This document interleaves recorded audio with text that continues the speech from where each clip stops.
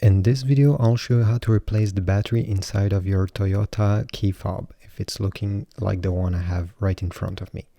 So the first step is you put it on the side, and here you have a sign saying push with the key. So you'll need to press, just like I did, you see? Press on this side and pull the key, the physical key inside the key fob. Won't need that anymore. If you put it on this position, you'll see that there's a small slot here.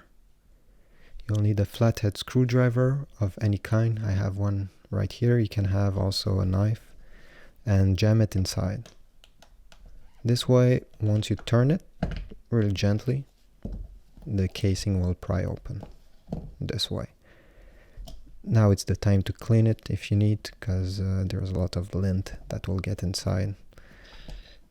You'll need to remove this part here to access the battery. You just need to lift it. It's this easy, since there's no screws. And the other side, you have the battery. This key fob takes a CR2032 battery, 3 volts, like this one. To remove it, take a flathead screwdriver, or again, your knife. Jam it right under it and it will pop. You see, I didn't even force anything. Now, as you can see here, it says plus side up. So you don't forget when you put your new one, the positive side to be facing up. To put it back, you just need to align it with those 2 small tabs and press it. This will hold it in place.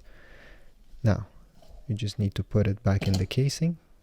Again, it falls right inside of it. And put the other part of the case back.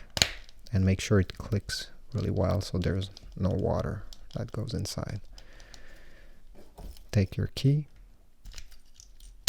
and put it back. Thanks for watching, and please subscribe and give us a like if this video helped you.